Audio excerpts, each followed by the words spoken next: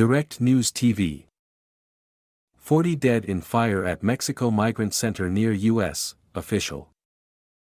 Mexico City migrants fearing deportation set mattresses ablaze at an immigration detention center in northern Mexico, starting a fire that killed at least 40 people, the president said Tuesday, in one of the deadliest events ever at a Mexican immigration lockup. Hours after the fire broke out late Monday, rows of bodies were laid out under shimmery silver sheets outside the facility in Ciudad Juarez, which is across from El Paso, Texas, and a major crossing point for migrants. Ambulances, firefighters and vans from the morgue swarmed the scene. 29 people were injured and are in delicate serious condition, according to the National Immigration Institute. At the time of the blaze, 68 men from Central and South America were being held at the facility, the agency said. Immigration authorities identified the dead and injured as being from Guatemala, Honduras, El Salvador, Venezuela, Colombia and Ecuador, with Guatemalans being the largest contingent, according to a statement from the Mexican Attorney General's office.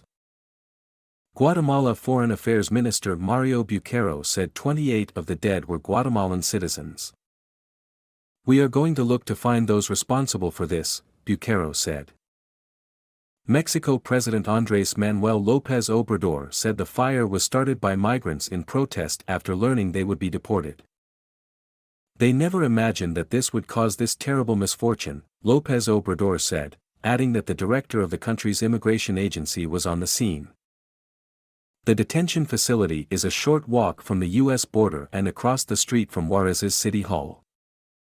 At the facility's doors, Venezuelan migrants gathered Tuesday to demand information about relatives. Katiuska Marquez, a 23-year-old Venezuelan woman with her two children, ages 2 and 4, was seeking her half-brother, Orlando Maldonado, who had been traveling with her. "We want to know if he is alive or if he's dead," she said. She wondered how all the guards who were inside made it out alive and only the migrants died. How could they not get them out? Marquez and Maldonado were detained Monday with the children and about 20 others. They had been in Juarez waiting for an appointment from U.S. authorities to request asylum. They were staying in a rented room where 10 people were living, paying for it with the money they begged in the street. "I was at a stoplight with a piece of cardboard asking for what I needed for my children, and people were helping me with food," she said. "Suddenly agents came and detained everyone. Immigration grabbed me by the jacket and put me in the truck with my brother and other families," she said. Everyone was taken to the immigration facility but only the men were placed in the cells. 3 hours later, the women and children were released. Tensions between authorities and migrants had apparently been running high in recent weeks in Ciudad Juarez, where shelters are full of people waiting for opportunities to cross into the U.S. or for the asylum process to play out. More than 30 migrant shelters and other advocacy organizations published an open letter March 9 that complained of a criminalization of migrants and asylum seekers in the city. It accused authorities of abusing migrants and using excessive force in rounding them up, including complaints that municipal police question people in the street about their immigration status without cause. The high level of frustration in Ciudad Juarez was evident earlier this month when hundreds of mostly Venezuelan migrants tried to force their way across one of the international bridges to El Paso, acting on false rumors that the United States would allow them to enter the country. U.S. authorities blocked their attempts. The National Immigration Agency said Tuesday that it energetically rejects the actions that led to this tragedy, without any further explanation.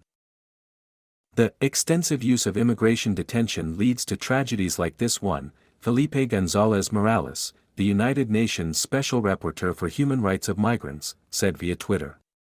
"In keeping with international law, immigration detention should be an exceptional measure and not generalized," he wrote. As Mexico has stepped up efforts to stem migration to the U.S. border under pressure from the American government, the agency has struggled with overcrowding in its facilities. The country's immigration lockups have seen protests and riots from time to time. Mostly Venezuelan migrants rioted inside an immigration center in Tijuana in October that had to be controlled by police and National Guard troops.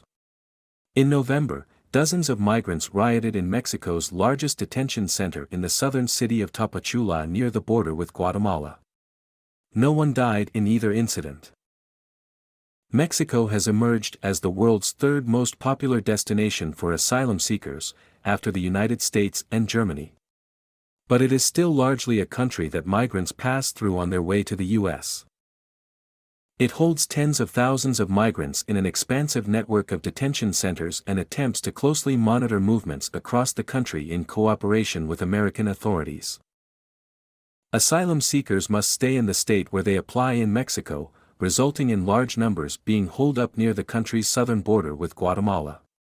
Tens of thousands are also in border cities with the U.S., including Ciudad Juarez.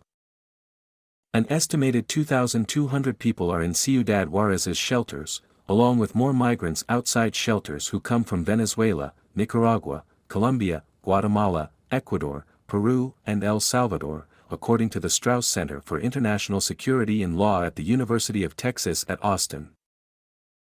My name is Kingsley.